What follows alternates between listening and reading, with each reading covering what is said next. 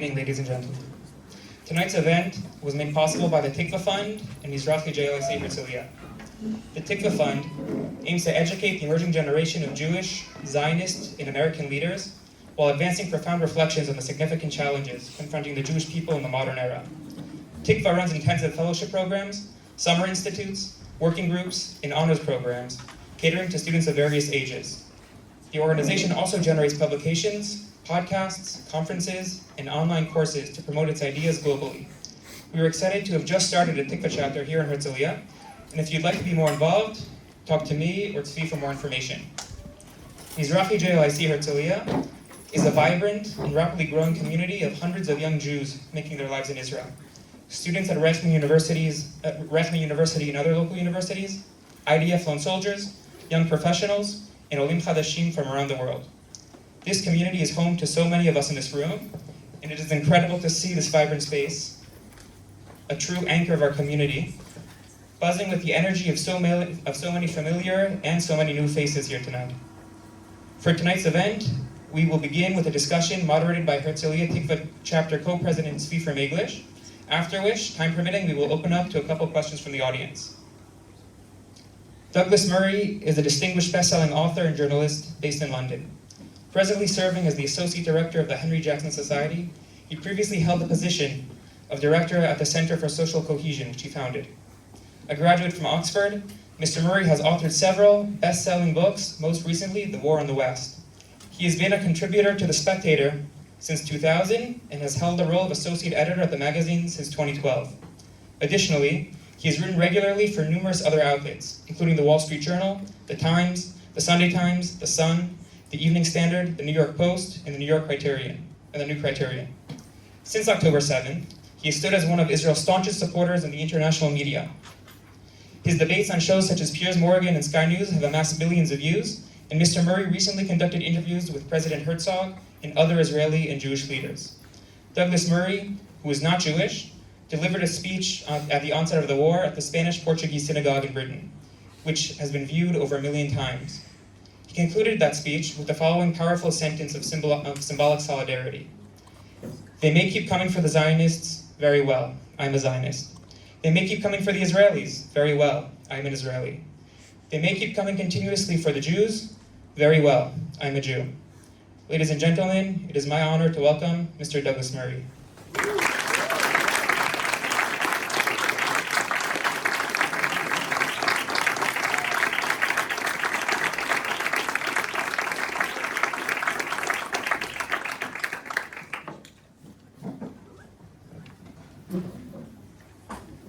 I'll project. Mr. Murray, thank you so much for joining tonight. Since the beginning of this conflict, you've become one of the most recognizable faces in support of Israel. Nearly every day I see another Douglas Murray on my feed. Why do you care so much about the conflict in particular, and what motivated you to leave your home in the UK and come report on this conflict on the ground? Well, first of all, it's a great pleasure to be here. Much admire the work that the Tikva Fund does, and we're thrilled to have the opportunity to be with you all tonight. One quick correction: I left my home in New York, where I now live, have done for the last 3 years. I don't yet have a Bronx accent, but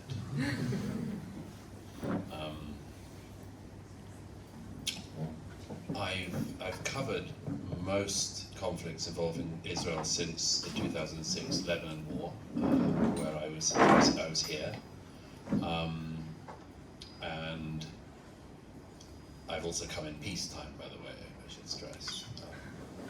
So if you see me getting on an El Al flight, it doesn't mean there is a war coming. It doesn't. And I've covered a lot of other conflicts around the globe. I've reported from other wars in the Middle East and northern Nigeria. I was in Ukraine last year with the Ukrainian forces when they retook Kherson from the Russians and Mykolaiv. So I've always got an interest in not just war, which is of course always interesting because it's the worst thing that human beings can do, and if you want to know about life, you need to know about war. But because I also like to see things with my own eyes, and as a writer, a journalist, thinker, I think that's incredibly important. In fact, I don't think there's anything better than it. If there are any people here who want to become writers or journalists or indeed thinkers, you really have to see things with your own eyes. And this conflict, by the way, is a great example of that, because we have already been seeing what I've described as the Holocaust denial in real time.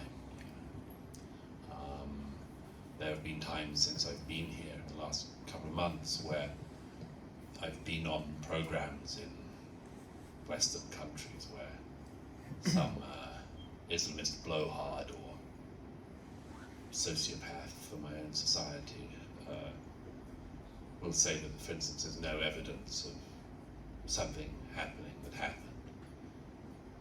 And apart from the usual inner rage that comes from seeing people lying, it gives me an extra bolster to my intellectual arguments to be able to be saying, I saw this myself, or I've spoken to somebody just today who would very much be able to prove the contrary. As for why I particularly care about conflicts in this country, it's rather hard to say. I get asked it quite a lot because I'm not Jewish, and some Jewish friends of mine, Israeli friends of mine, say, well, why does somebody who speaks like you from where you are care so much? And it's actually quite a difficult question to answer. All I can say is that I feel it here, and always have done. Partly it's a deep moral feeling, partly it's because, as Melanie Phillips said some years ago about me, when somebody said, why do you care? And Melanie Phillips, as many of you will know, is a great British right-wing writer, and a great friend, saw that I was sort of mumbling in a sort of English way and going, I do. And she leapt in and, with classic Melanie Phillips clarity, said, Douglas has a very low tolerance threshold for lies. And I thought that was really good, and there is something to it, actually. If you have a low tolerance threshold for lies, by the way, writing about politics isn't very good for your health. Or on the other hand, it's a target-rich environment. But I also feel that one of the things that always happens with this country in war is that it is subjected to unbelievable lies, and also, on a simple level, unfairness. And I do mind at a very deep level about fairness.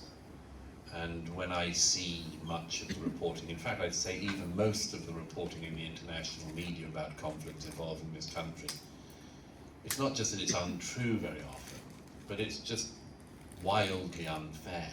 To take the example of the current conflict, if a similar battalion-sized attack had attacked the United States on the 7th of October, by proportion of population that would have involved the murder of about 120,000 Americans. I don't think America would have glossed over that easily or fast. And I don't think that people would have said by the Sunday, I wonder what the American response is going to be. I hope it's not disproportionate. I think they would have allowed the Americans to have done whatever they felt they needed to do. To get revenge, to level the playing field, and what's more, to win.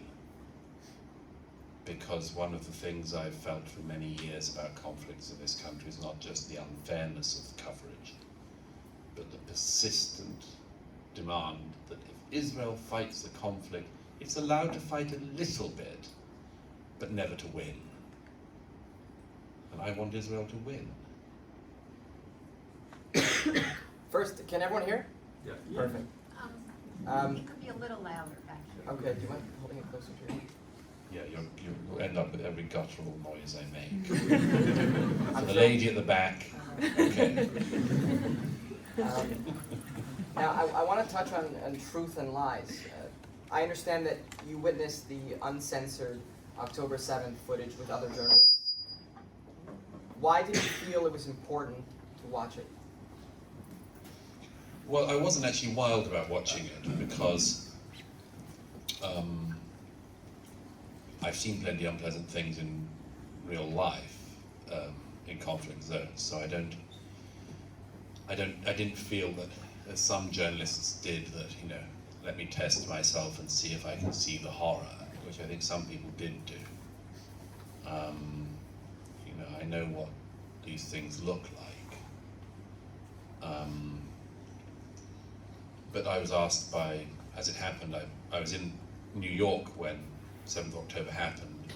On the 8th, I went down to Times Square because I learned that there was a pro-Palestinian protest happening, which of course wasn't a pro-Palestinian protest, it was a pro-massacre protest.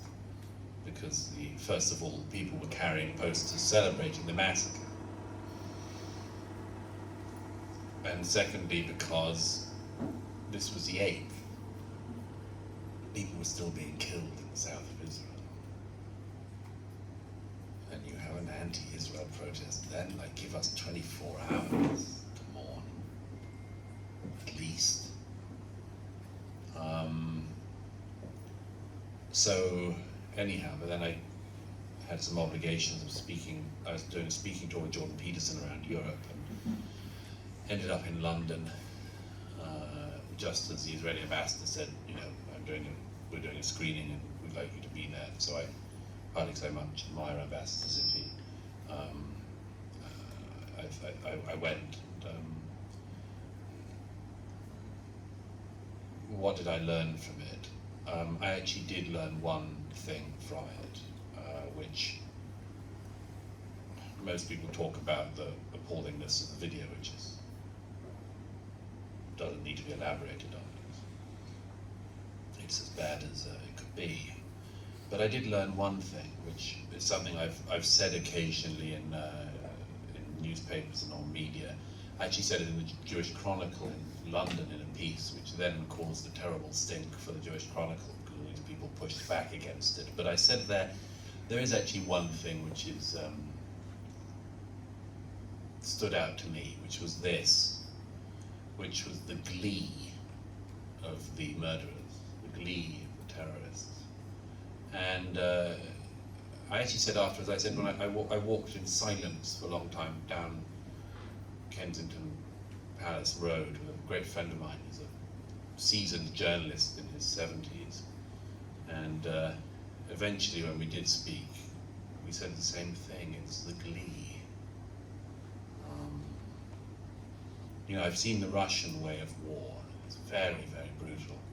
And there are psychopaths in the Russian army, but it's not an entire army of psychopaths. This was an entire army of psychopaths, sociopaths, you might say. An Israeli psychotherapist actually was on a panel with me last night, and she made the important observation that she works in Sderot. And she said, you know, remember, psychopaths are born, sociopaths are made. What we're really dealing with is a society of sociopaths. But anyway, I made the point from there that the bit that a lot of people try to push back on, but I stand by, which is that, and this in no way minimizes the atrocities of Nazism. Who could do that?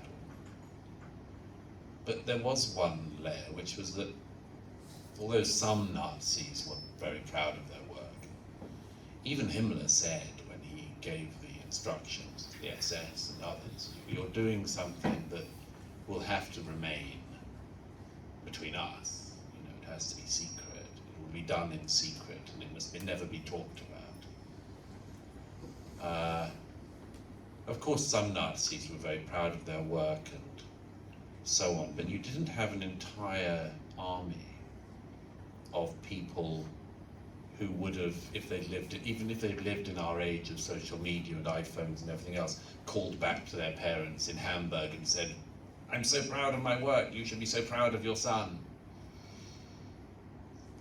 And as it happened, a great late friend of mine in London who died some years ago great man called George Weidenfeld, who was, among other things, a refugee from Austria in 1938, and was also Chaim Weizmann's secretary at the foundation of the State of Israel. He, towards the end of his life, he died at the age of 96, about 8 years ago. He, at the end of his life, said this to me. He said that maybe it was better coming from him, who had fled Nazism. But he said this. He said that the pride of Hamas and the Islamic fundamentalist groups is a sort of another tier of evil. It doesn't mean that what Hamas has achieved on a scale is what the Nazis set out to do, but in temper, it is different, and very disturbingly so. So I learned that from the raw footage, if nothing else. So, one of the many narrative battles that has been raging recently is this idea of this question of when did this conflict start? Did it start on October 7th, or is there extra context that we need to understand? So, when did the conflict start? You know, there was a debate some years ago in London that I was at, and my friend, the historian Andrew Roberts, was debating. It was a debate about the origins of the Second World War as it happened. And he had Pat Buchanan, a sort of somewhat dinosaur-like figure in American politics, on the other side. And there was some incredibly tedious academic, as it happened at Churchill College, Cambridge. And they were doing all that stuff that modern academics who don't know what they're talking about do, and they get sort of mired in totally facetious and frivolous and unimportant details until you actually realize they didn't know. There was an argument over why the Second World War started. And eventually the moderator turned to my friend Andrew Roberts and said, "Why did World War II start?" And Andrew said, "World War II started because Hitler invaded Poland." That was helpful, you know. And sometimes that happens in discussions, and particularly academic discussions, or high-level discussions. People get so lost in the intricacies that they forget the basics. Now, obviously this conflict started on October the 7th. It's not true that there was a ceasefire on October the 6th. The people of Ashkelon, Ashdod, and Sderot don't believe that they were in a ceasefire before October the 7th, but it wasn't this.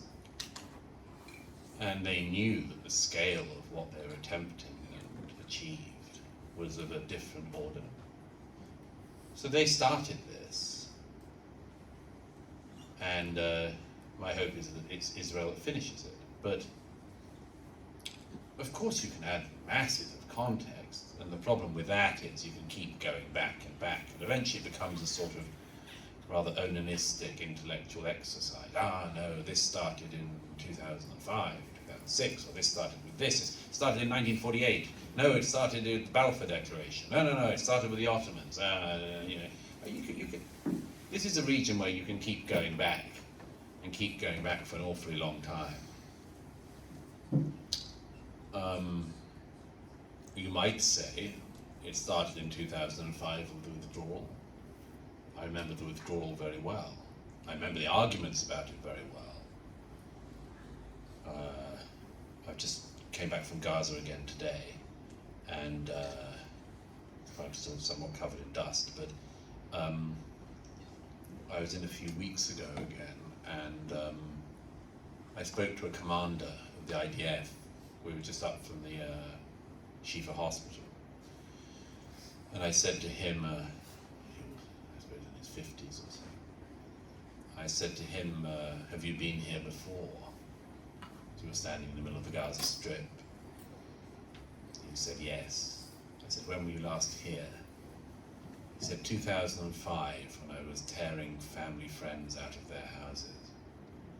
18 years later, and here I am again. The Gazans have had an entire, think about 18 years. That's the length of time of an education. They had exactly the time of an education. And they've given us this, a society of sociopaths. So it's their fault. They started that. Their fault. And they have to pay for it. Now, at the moment, there's a very loud and growing movement calling for a ceasefire. But on the other hand, when you come to Israel, you see a unified nation hell-bent on destroying Hamas. Yes. How do you view this conflict ending? Well, there's different versions of it. I mean, as I see it, there are three main possibilities, let me put it that way. The first is that Israel is forced by international opinion, and principally by America, of course. I mean, I do love hearing these foreign ministers from totally inconsequential countries like Ireland. There's some history there, by the way. But I love hearing these foreign ministers from places like Ireland saying, I demand a ceasefire now. And the idea that Benjamin Netanyahu go, have you heard to the war cabinet? This country of 4 or 5 million people is demanding, which has no army, by the way, and which cannot defend itself, is demanding that we also should not defend ourselves. I mean, Ireland is lucky it has Britain beside it. You're less lucky here. But that's my one British nationalist point of the night. But you know, I hear these people, these ridiculous, self-important students of pathetically badly run and organised universities saying, ceasefire now, we demand it. Who the hell do you think you are? Can't point to this country on a map. In the state where I pay taxes in New York, we have K through 12. Here's a fact for you. We spend $30,000 per pupil in New York on public education. For that, we get the following two fantastic results. 50% of New York K through 12 students leave school with basic literacy. 51% leave with basic numeracy. If you have basic numeracy, you don't necessarily have the math skill to know if you've been conned at the cash till. If you have basic literacy, you can't read, let alone 50% who don't pass that. You can't make it through a good newspaper.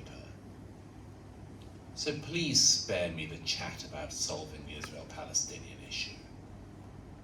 Literally learn to add up first. And so the first thing that will happen is international opinion, but particularly American government opinion, will force the Israelis to have a ceasefire before they've won. Which means we return to the status quo ante of the 6th of October, which to my mind is highly undesirable. I think the second scenario is that Israel is allowed to finish this, which may, I gather, take up to 8 months or so.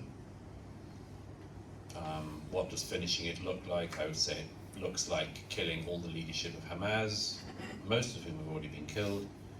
It particularly means killing the top commanders, it particularly means killing Sinwar, and what happens after that, I don't know. I think that the whole question of what happens to the Gaza after that victory is unclear.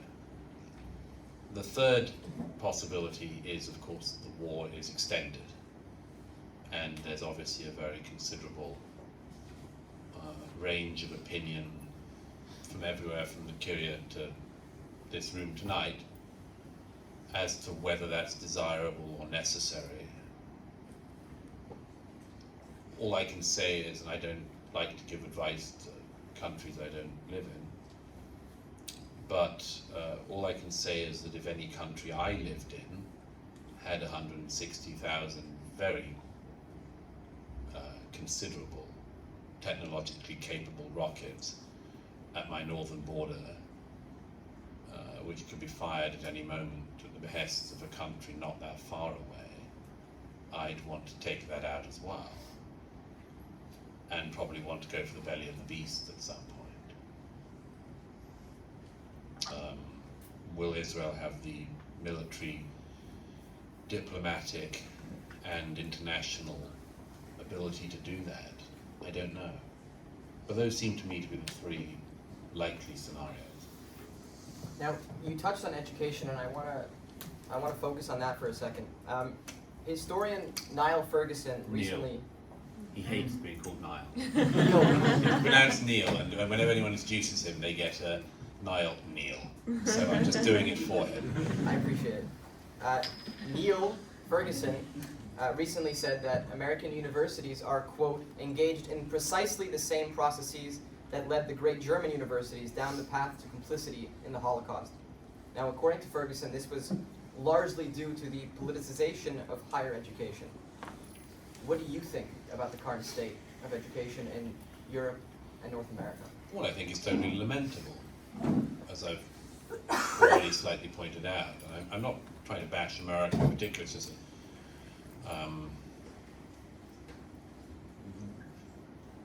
I'm afraid that in our time, and I wrote a book about this some years ago called The Madness of Crowds, we have had this very strange development of one of the worst thought viruses for some years coming out of America, particularly from the American universities in recent years. And you all know what it is. People call it different names: social justice, ideology, intersectionality, one of the worst, ugliest words in the language that describes an even uglier idea. Hierarchies of oppression narratives, all of this. All of this, by the way, can be pulled apart very easily. I don't think any of this is an academic discipline. I don't even think it's an idea. Certainly not an idea that sustains any serious contention. What has happened is that ideology, along with all the sort of diversity, equity, inclusion as the priority, all of that is being mapped onto the Middle East at the moment. And much of the sort of misunderstanding, I mean, some is just evil, activists who hate this country and wish for it to be destroyed.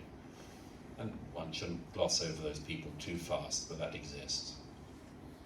But below them is just this large number of people, as I say, particularly in America, who, because I say America used to be a net importer of bad ideas, principally from France. And I'm serious, I mean, it was French theory. French theory went to America. America turned it through the race spin cycle and sent it back to the rest of the world. And it's so bad that the French don't want it. They literally, 100 academics the other year signed a letter saying, "We do not want this in France." Emmanuel Macron, no right-winger he, said the same thing. He said, "We don't want this, it doesn't fit our society." And in fact, when the great iconoclastic purge of 2020 occurred in the US, where everyone started pulling down statues of almost everybody, when that happened, Macron said, "Not one statue will come down in France, not one monument." I hugely admired him for that. We have our past, we will keep our past. We will know about our past. After all, how are you going to know about your past if everything from your past has been taken down? There was an American scholar who recently said, "I don't want to see statues of Civil War, Confederates and so on. I want to be able to go through my country and learn about my country without seeing this." And you think, how are you going to learn about your country if you only have like a tiny sliver of its history? I was recently in Richmond, Virginia, to give a speech, and they have a place there called Monuments Avenue. Monuments Avenue used to be a rather beautiful avenue. It was filled with rather contested figures, it has to be said, including General Robert E. Lee, the commander of the Southern forces in the Civil War, who was, by the way, I mean, he was on the wrong side, but he was a very remarkable man. They've taken down all of these monuments now, so Monument Avenue is now just Plinth Avenue. And the only statue that stayed standing is one of Arthur Ashe, the tennis player, am I right? Yeah. With a black tennis player. It's a rather unfortunate statue, by the way, because it's him holding a tennis racket like this and a young child kneeling at his feet. and it looks like he's just going to whack it. It's a very bad sculpture. But if you go to Monuments Avenue now, you'd think that the history of Richmond, Virginia was one of tennis playing, which is a somewhat misleading idea. But this American social justice, intersectionality, victim hierarchy thing, they've all just imposed on this region, and that's why they've gone so wildly astray. You know, they look at this region, they go, they know that colonialism is bad. They think that colonialism is bad, always and everywhere. They think that, well, white people are bad, obviously. They think that everything is oppressor oppressed. And by the way, the oppressor is always the oppressor, and the oppressed is always the oppressed, and you can guess them just by looking at them. Rather facile view of our species, but there we go. They've placed this onto Israel, and have decided, among other things, that Israel is a white, they've never been here, white colonialist enterprise in which the Israelis are the oppressors and the Palestinians are the oppressed. And this is such a facile view, but it has caught hold. Now, what Neil Ferguson points out in that piece that he wrote for Barry Wise's Free Press was that, of course, first of all, universities are not necessarily places of moral improvement. And it's not necessarily the purpose of a university. My view is that the university should be there to educate and to make cultivated people. But it's not necessarily the case that because you go to university you become a good person. In fact, probably all of us have encountered people who have never been to university or have never had any education to speak of and are the nicest, kindest, most generous, loving people you could imagine. And I'm sure all of us have met highly qualified SHITs. And it's just not the case that the university is morally improving. And the point that Neil made, among other things, was that was the case in the 1930s in Germany. One of my great intellectual heroes, Alan Bloom, who wrote The Closing of the American Mind, when he traced what he believed went wrong in the universities, he wrote his masterpiece in 1984 or so. So we've known about this for all my lifetime, and it's just got worse. He points out that in Germany, the great intellectual catastrophe happens when Heidegger, who was then the rector of Heidelberg, gives the Rektoratsrede in 1934, and in this chilling speech to the students at Heidelberg says, all of the questions have been settled, and now it's just our job to implement them. Well, the students at Heidelberg did not get a moral education in that period, and the point that Neil was making was, without saying this is all as bad or just the same or anything, is it's the same now in some way. You know, we have students going to university who are being made actually morally worse. And everybody in America knows this phenomenon. I think you can buy yourself a bit more time at British universities now, and at some universities on the continent for sure. But, you know, for years I've said that, you know, these poor parents in America, again, it's not everywhere, but in many places, these poor parents, you know, remortgage their house to send their children away to university to become stupider and malevolent, which doesn't seem to me a good bargain. But yes, I mean, it starts off with a, I mean, who are these people, the presidents of universities, to start claiming about morality and conflict, or which side you should be on? Educate the damn students. Give them their money's worth, and it's a lot of money. I think by now, most of us have seen the videos in the congressional hearing in which the heads of Ivy League universities just simply refuse to answer the basic question. Is calling for the genocide of Jews violating their code of conduct? Now, almost immediately there were calls for resignation, but many of the people who are criticizing the university presidents are the same people who for years have been advocating for the freedom of expression on campuses. As someone who's written extensively on freedom of expression, where do you draw the line? The line is so clear. This is just not a complex question. I do think on almost any question you can drive people to a level of insanity by drilling down repeatedly on the same question. But let me put it this way, one thing that societies like Britain, where obviously I'm from, have in recent years been going through this societal breakdown over who are we, what are we, what is our society, what is Britishness, what is it to be British, what does it mean? And I always say, first of all, that that's a bad sign, because if you have to ask, it means you're in trouble. And secondly, if you do that to any person, as well as to any society, for long enough, you will cause a kind of breakdown. I mean, if I said to any of you, but who are you? And you told me your name, I said, no, but who are you? No, but okay, I know you're the daughter of X and Y, but who are you? If I kept going like that, you would have a breakdown at some point. You would have I don't know anymore. Enough with the questions. So my point, you can kind of keep drilling down on some questions and actually just make it worse and worse by keeping on answering it. The free speech one, I say this with some irritation, but we've known the basic rules of this for 400 years. And so when people say to me, what are the limits of free speech? I just say, do you know the work of John Milton? Have you read John Stuart Mill?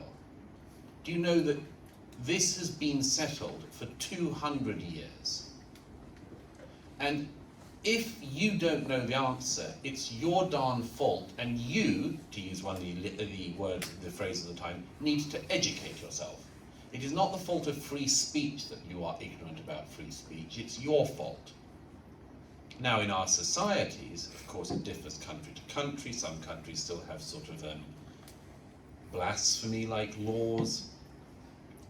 Some countries have the First Amendment, others don't. Some countries have sort of lèse-majesté laws. Funnily enough, Germany actually does.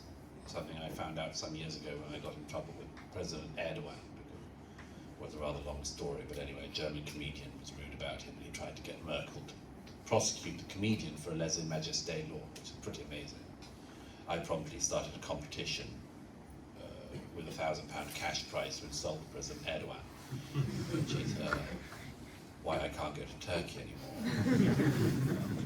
Growing list of countries that I'm not welcome in. But there is always a difference country to country, but broadly speaking, it is really quite straightforward.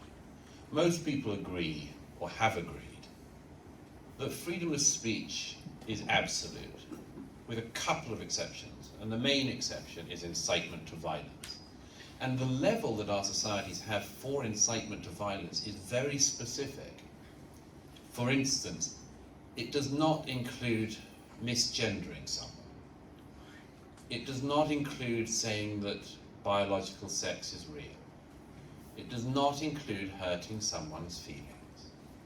It does not include being mean or nasty. We're not a kindergarten. We're not meant to be. And actually, even within incitement, it is pretty specific. As somebody who's lived in this sphere for quite a long time, for instance, if somebody fires off a message from their mother's basement saying, "I want to kill you," I don't regard that as incitement. I regard somebody standing outside my house with a mob with flaming torches saying, "Go into that house," as incitement. But it's a pretty high bar, actually. Some years ago, because we live in an age of victimhood, or at least we do in the West, where the person who's most victimized wins. Some years ago, there was a diver called Tom Daly in the UK, and somebody sent a tweet out saying, "I want to drown you." And he was arrested by the British police, and I actually stood up for the young guy. I said, first of all, this is really, clearly, when you looked into the case, a very ill very unhappy young man living in a Borstal hostel home in the south of England, miles away from anywhere that Tom Daley was, the diver, was performing, and also that it's very hard to drown Tom Daley. I thought all of this should be taken into account, but of course people go, oh, it's a death threat, it's a death threat. It's really very specific where the boundaries of free speech are broken. And I am pretty absolutist about this, and I am in favor of a very, very wide range of expression.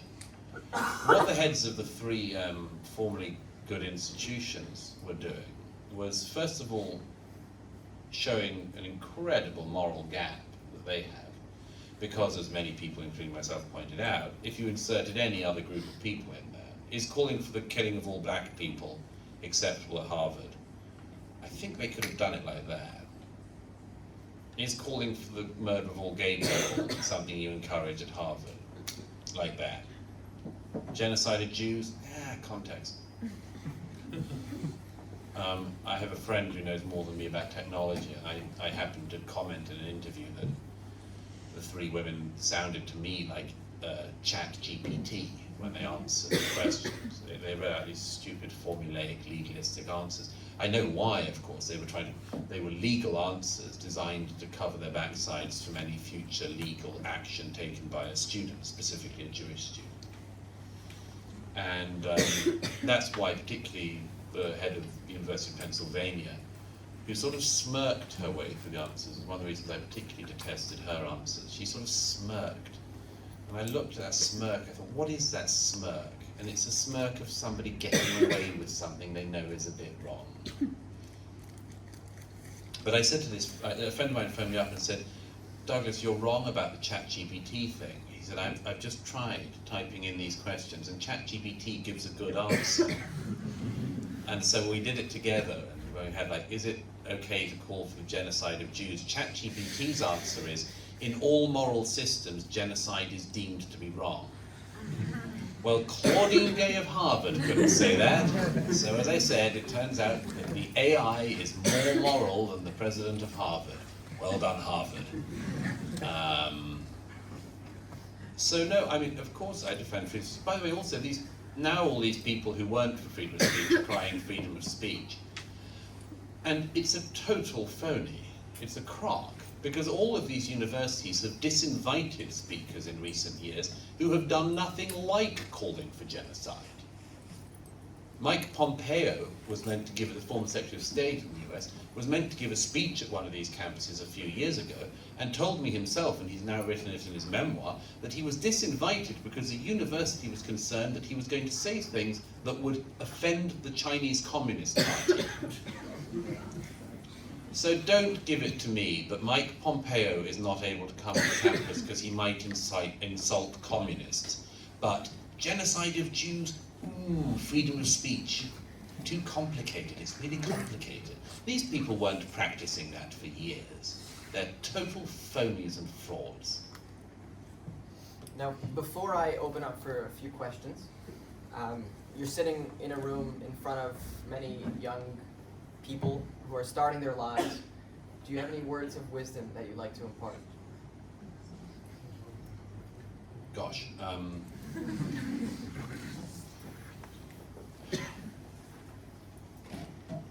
Well, I would say one thing in particular, given the context that we're in, and that's this. Yeah, you're all young, and these are difficult times, particularly in Israel. But there's something actually I've been thinking about. I've been quoting this quite a bit, but I've been thinking about it a lot in recent months, which is one of a writer who made a huge impression on me, still does make a huge impression on me. He's a British theologian, literary critic, historian, and also writer, C.S. Lewis, who wrote the Narnia novels, among others, some of you may have come across. And C.S. Lewis was a magnificent stylist, as well as being a great theologian. And there's a sermon that he gave at the University Church in Oxford, where I went. He gave this sermon in 1939, fact, it was in October 1939, the University Church. And by citing this, by the way, I'm not doing, I get so fed up of everyone thinking that the whole of history is a replay of the 1930s. It's not. But just, I cite this for different reasons. But in October 1939, C.S. Lewis gave a sermon at the University Church called Learning in Wartime. And Learning in Wartime, I urge you to read the whole sermon. It really is, apart from anything else, a magnificent piece of prose. But C.S. Lewis said, I'll mangle it, but I'll do a rough version of what he said. At one point in the sermon, he said, these times are not optimal. By the way, that's what we call British understatement. C.S. Lewis said, these times are not optimal, but they never were. He says, human life was always lived on the edge of a precipice. And he goes on to say that even those periods of history that look calm, like the 19th century, in hindsight, were all filled with alarms, panics, disasters, fears, plagues. So this is what it's always like. But the point that Lewis makes, which is the point I would pass on to you tonight, is he says that if humankind, he said, had put off the search for truth and beauty, and you might add any number of other things to that, innovation, all sorts of other things. He said if humankind had put off the search for truth and beauty until the situation was optimal, the search would never have begun. It was always like this. Now he says other species have the same problem, and they find their own solutions. He says the ants, for instance, have put off all other things for the material well-being of the hive, and presumably they enjoy their own reward. But mankind, he says, we're different. We want truth and knowledge, and we want it now, and we will not put off all of that search until such a time as everything is perfect, for a moment that will never come. As he says, humankind, we're a strange species. We discuss mathematical theorems in beleaguered cells. We quote the latest poem whilst advancing on the walls of Quebec. We make jokes on scaffolds and comb our hair at the gates of Thermopylae. He says, this is not panache, he says. This is our nature. I'd leave you with that. Questions? I got great advice today, and that was one sentence ending with a question mark, please. Nick. Mr. Douglas, thank you for coming out. Thank you for supporting Israel. In your opinion, how should pro-Hamas social media personalities be held accountable for their promotion of terrorism? For example, Sean King. Is Sean King that guy who pretends to be black? Yeah. Yeah. He likes to appropriate black culture and Palestinian. Yeah, yeah. Is he pretending to be Palestinian as well? I think he's starting to. Yeah. It's the obvious next grift. Yeah. He's posting more than Al Jazeera. Yeah. I have no insight into his particular pathology. How should pro-Hamas sites be regarded? Well, ordinarily I'd like to see it in the normal rough and tumble of free speech, you know.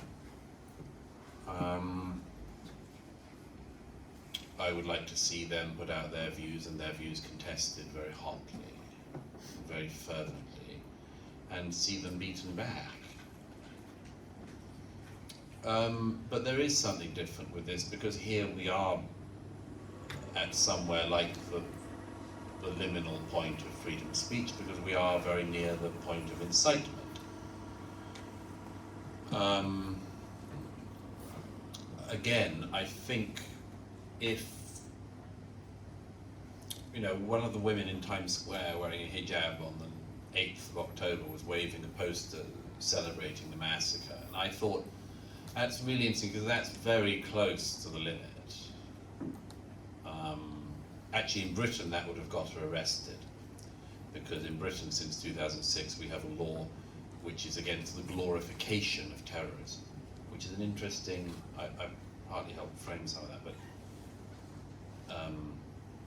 glorification of terrorism, because we needed to do something about people on the streets, for instance, after the Danish cartoons controversy, where people were waving banners saying, "Behead those who insult Islam." And I thought that was a bit rich on the streets of London, particularly when cartoonists were being targeted and killed, including friends of mine.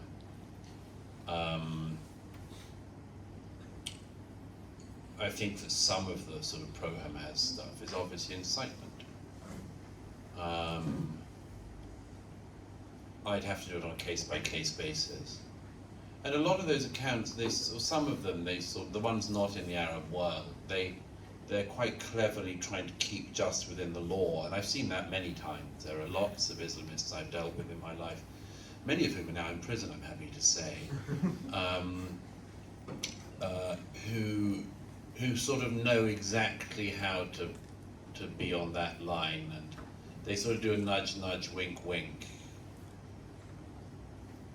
Wait for them to fall over the line and then go for them, would be one piece of advice. But I'm less bothered by the sort of online sickos than I am by something much nearer the boat. For instance, I've said since the 7th of October, we have Hamas commanders who live in Britain. There's one called Mohammed Sawal, who I've been on to for years, former military commander of Hamas in the West Bank. Now, the British government, like some other governments in Europe, used to pretend that Hamas, like Hezbollah, are very carefully delineated organizations which have a military wing and a political wing. And they don't speak. I mean, it's very strict separation of powers. So they would say we're prescribing the military wing of Hamas, but not the political wing. A differentiation that neither Hamas nor Hezbollah believe in themselves. But it was a sort of fiction invented by governments like that in Britain. And that allowed a lot of people free reign. I'm much more concerned about these people being in my country, or anywhere. I've said since the 7th of October that if the British government doesn't kick Mohammed Sawalha out of the country, I'll find a way to do it myself. I don't want to be in the same country as this man. He has no right to be in my country. I want him out. Strip his passport. We did it with ISIS supporters. Get him out. He's not British. You're meant to sign a form when you become a British citizen saying you're a person of good character. How can you be a person of good character when you're a Hamas commander? So, to a great extent, I think our attentions have been slightly, and it's easy in the age of social media because that's what comes up every day, but that's not the real problem. The real problem is that we've allowed the fox into the hen coop. We must get all of those people out of America, of Britain, of every European country. I want them to go to the Gaza and try their luck there. They should not be in my country. So I think it's necessary to be much more clear and much more targeted in saying where you actually expend your energies. We all have a limited amount of energy in our lives, and we have to make sure we direct it well. Personally, I don't think that getting involved in endless social media spats with sickos is a particularly good use of time. Go for the target. Thank you. Okay. Sam, stand up, please. I want to ask, first of all, thank you so much for coming. I want to ask, you discussed how so much of Israelis' military activities are contingent on the international community, and particularly the United States, what they approve of or don't approve of in terms of military action. Do you think that it should be a goal of Israel to eventually wean off of the U.S. support? I know that this has been something on my mind for a long time, just the concern in that regard of the U.S. controlling all of Israel's military interests and actions dependent on the aid, and if they would succeed in that regard, do you think that that would have a meaningful effect in terms of Israel being able to operate more in terms of Israel's direct interests as opposed to the interests of the international community? Well, it's true that it would be enormously helpful if Israel wasn't reliant on US support. I think the sort of low points in the Obama administration, obviously, this country was looking for friends elsewhere as well. There are all sorts of things one could say about that strategy, but it seems to be wise, at least, to look around if your main ally looks like they're going soft on you. And ideally, Israel would be self-sufficient in this regard. I don't know what scenario could get Israel to that situation, but obviously that's most desirable.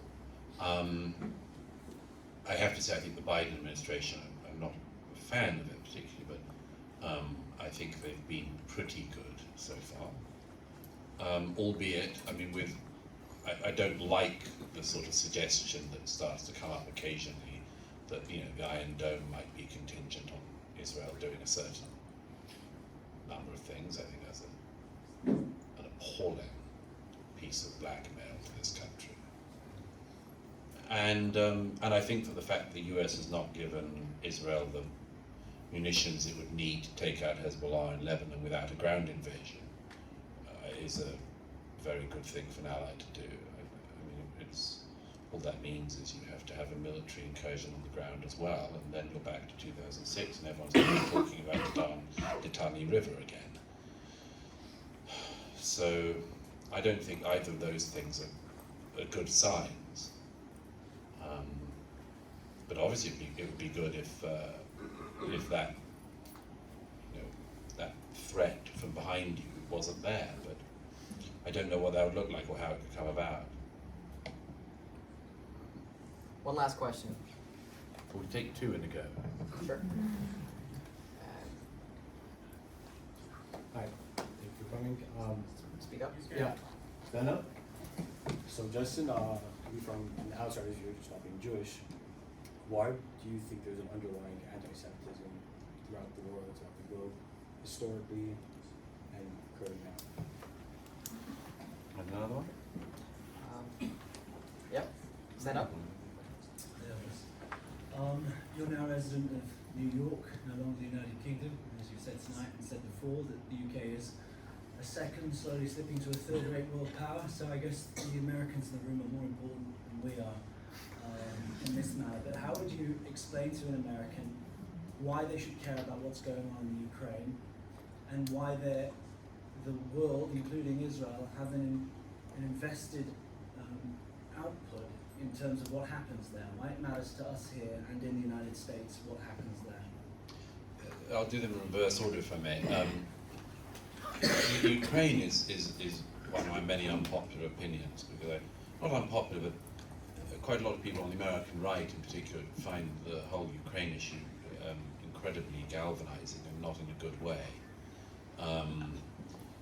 With Ukraine, it's really very straightforward for me. I have no, as opposed to this country, I have no special emotional investment in Ukraine or any other kind of investment. But it seems to me absolutely obvious that in the 21st century we should deprecate a large country rolling its tanks into a neighbouring country that's weaker and trying to take it over. I just think it's a horrible precedent to set, and that other tyrants and not least the CCP will take certain lessons from that and will act accordingly. And a lot of people on the American right criticise me for my stance on Ukraine. Again, not that it matters. I would say with all of my opinions I'd hold them even if I was the only person who held them. I don't care. But to my mind it's bizarre that the American right has been to a great extent, not entirely, the head of the Republican Party are pretty sound on that question, but it seems to me amazing that the world's superpower should be having a debate about whether it can have a foreign policy or a domestic policy. I think you have to have both. I mean, maybe if you're Belgian, you don't have to have both, but I think the United States does. And, you know, the people who facetiously, I mean, again, so much of our culture is about talking points these days. It's quite easy to come up with talking points and very hard to come up with wisdom. But one of the talking points is, you know, until we've secured our borders at the south, why should we secure Ukraine's borders? And you can think, sometimes you want to lie down. First of all, none of the money that's being sent to Ukraine, which is a rounding error in the American budget, none of that money would be going to build a wall at the southern border of the United States if it wasn't going to Ukraine. It's just such a weak argument. And, you know, it's been complex because of Biden family, and the two things everyone in America has heard about Ukraine in recent years has been Hunter Biden being on the board of Burisma, which is of course unlikely to be a position he got by dint of his natural talent. And secondly, of course, the phone call with Zelensky and Trump that Trump was then impeached for and so on. So there's a lot of ill feeling about Ukraine on the American right for those two things. Somebody even said to me on television recently in America, you know, we should give no more aid to Ukraine until they tell us exactly what the Biden family's business interests were. And you go, yeah, this is a great time in the middle of the war for that piece of accounting. You know, Ukraine has really, really been bashed by the Russians. The waste I've seen them with my own eyes. I don't think it's something that America should be able to just stand back from. But yes, I think that it's an unpopular conflict at the moment, growingly unpopular, because the Ukrainians didn't make the military advances in the spring that everyone was hoping they would, including them. But I do think, by the way, for Americans in general, particularly that type of isolationist American on the right as well as the left that's sort of growing, I would just say, you know, look, if you don't want to send American troops abroad, and most Americans don't, and they don't have the appetite for it, and arguably they never did. I mean, you know, there were sort of hostile ways of doing that question and friendly ways, but the friendly way is to quote Colin Powell, who once said, you know, if America is an empire, it's the only empire in history that only asked for one piece of land of the countries it invaded, and that was the land to bury the American dead. So, anyhow, there's a lot more I could say about Ukraine, but it just seems to me axiomatic that if Russia invades a neighboring country, it can't get away with it. And the world's superpower should not just sit back and say, okay. Let's finish on the really easy question of anti-Semitism.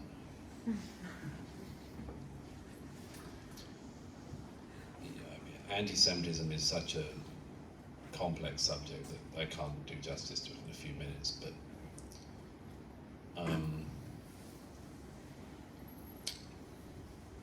it seems to me that you can tell somebody who's never thought about anti-Semitism. You can tell it when they say something like, that's why we must eradicate anti-Semitism forever. Jeremy Corbyn, the former leader of the Labour Party, no friend of Israel, would occasionally demonstrate his unfathomable ignorance by saying things like, that's why we must, I mean, he's a horrible anti-Semite as it happens, but he would occasionally say things like, when cornered, he'd say, we need to defeat anti-Semitism, Islamophobia, and racism of all kinds. And he's just going, you haven't thought about any of this for a minute. I mean, that's like saying, that's why we need to have a war on envy and eradicate envy from our societies. Or avarice. How about gluttony? My favorite thing, in, well, I cite two books, if I may, that seem to be primers on the question of anti-Semitism. One is a book that was introduced to me by Tom Stoppard a few years ago, which is a book with a rather lurid title, Confessions of an Anti-Semite, by a great Romanian-born writer, Gregor von Rensori, And he wrote this great book, which is actually a set of 5 short stories, but it's set in pre-First World War Middle Europe. And the opening chapter in particular has a very striking scene. It's about just the anti-Semitism was around before the catastrophe, but it was just around in the Habsburg world. And there's an incredible scene where the young man, sort of the young Austrian, goes on a date with a woman he's been seeing, who's a rather older than him, Jewish woman. They're in a restaurant, and this young man sees some of his friends from the military in the restaurant, and he's so immediately embarrassed to be seen to be with this older Jewish woman, because that he knows what they're thinking of her. He knows what they're thinking of him for being with her. And she makes, as it were, the mistake at the dinner of trying to be less Jewish. That is, to look more like everyone else, and behave more like everyone else. And this aggravates and angers the man who she's on the date with even more, until he actually smacks her in front of everyone. It's this enormously insightful scene, because, of course, the woman cannot do anything right. If she's Jewish, she's going to embarrass him. If she tries to be assimilated, she embarrasses him. There's no way out. It's what in chess they call a Zugzwang. You have to move, but every move will make your position worse. And the second book, which I think, to my mind, is too little appreciated on this matter, is perhaps the greatest novel of the 20th century, Life and Fate by Vasily Grossman. Do any of you know this book? Life and Fate was written by Vasily Grossman. Was a truly great writer along the lines of Tolstoy, Dostoevsky. He absolutely deserves to be up there. He was a journalist. He covered everything from the Battle of Stalingrad to, he was the first journalist into Treblinka. And my word, his essay on, his reporting of being in Treblinka first is something which makes the blood run cold. It's an extraordinary piece of reporting. But Life and Fate was his masterpiece, and we almost didn't get it. There was one copy smuggled out of Soviet Russia. It's about 800 or 900 pages long, which is why a lot of people don't make it all the way through. But it covers the dark heart of the 20th century, from Stalingrad to Auschwitz and back. It's filled with unbelievable moments, just moments of drama I could talk all evening about. But one of the most fascinating things about Life and Fate is that at the very dead center of the novel, Vasily Grossman gives 3 pages of his time and attention to the question of anti-Semitism. And structurally, morally, and in every other sense, it makes total sense. Because he realizes that the dark heart of the 20th century actually hinges on this question. And it's at the dead center of the novel, and at the midnight of the 20th century. I urge you, if you don't read Life and Fate in its totality, read those 3 pages.